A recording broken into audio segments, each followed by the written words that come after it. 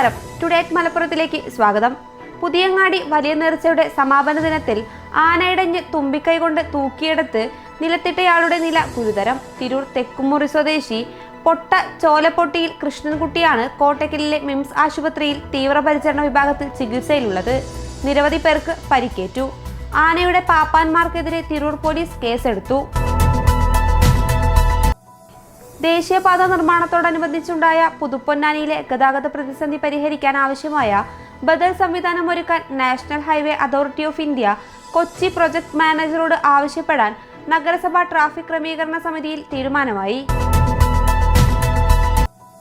തീരദേശവാസികളെ സുനാമിയെ പ്രതിരോധിക്കുന്നതിനു വേണ്ടി ഐക്യരാഷ്ട്രസഭയുടെ സഹകരണത്തോടെ സംസ്ഥാന ദുരന്ത നിവാരണ അതോറിറ്റി വെളിയങ്കോട് തീരത്ത് സുനാമി മോക്ക് ഡ്രിൽ നടത്തി.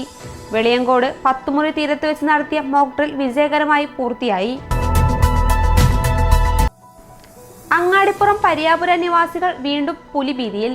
കഴിഞ്ഞ ദിവസം പുലിയെ കണ്ടതായി പറയപ്പെടുന്ന പ്രദേശത്ത് നിന്ന് 2 കിലോമീറ്റർ മാത്രം അകലെയായി കുറുക്കന്റെ ശരീരാവശിഷ്ടങ്ങൾ കണ്ടെത്തി. ടാപ്പിംഗ് തൊഴിലാളികളാണ് കുറുക്കന്റെ അവശിഷ്ടങ്ങൾ കണ്ടത്. ജീവനക്കാർ ഇല്ലാത്തതിനാൽ അങ്ങാടിപ്പുറം പഞ്ചായത്ത് ഓഫീസിൽ എഞ്ചിനീയറിംഗ് വിഭാഗം പ്രവർത്തനം പ്രതിസന്ധിയിലായി. നിലവിലുണ്ടായിരുന്ന AE പ്രമോഷൻ കിട്ടിപ്പോയതാണ് പ്രതിസന്ധിക്ക് കാരണമായത്. നിലമ്പൂർ പാട്ടുത്സവത്തോടനുബന്ധിച്ച് ടാക്സി തൊഴിലാളികളുടെ നേതൃത്വത്തിൽ കഴിഞ്ഞ 25 വർഷത്തോളമായി നടത്തുന്ന കാർണിവലിന് തുടക്കമായി.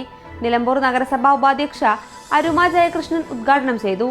26 വരെയാണ് കാർണിവൽ നടക്കുക. മലപ്പുറം നഗരസഭയുടെ കാരത്തോട് ട്രെഞ്ചിങ് ഗ്രൗണ്ടിലെ മണ്ണിലടിഞ്ഞ മാലിന്യങ്ങൾ നീക്കാനുള്ള യന്ത്രമെത്തി. വ്യാഴാഴ്ച മുതൽ മാലിന്യം നീക്കി തുടങ്ങിയേക്കും. തേഞ്ഞിപ്പലം ചേലേമ്പ്ര കാക്കഞ്ചേരി വളവിൽ ആഴത്തിൽ കുഴിയൊഴുക്കി ടൺ കണക്കിന് മണ്ണ് നീക്കിയ ശേഷം കലുങ്കു നിർമ്മാണത്തിന് കോൺക്രീറ്റ് തുടങ്ങി.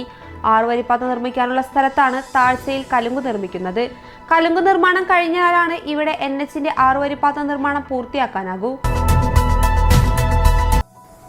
ഇതോടെ ടുഡേ അറ്റ് മലപ്പുറം സമാപിക്കുന്നു. പുതിയ വാർത്തകളുമായി അടുത്ത ദിവസം കാണാം. നന്ദി.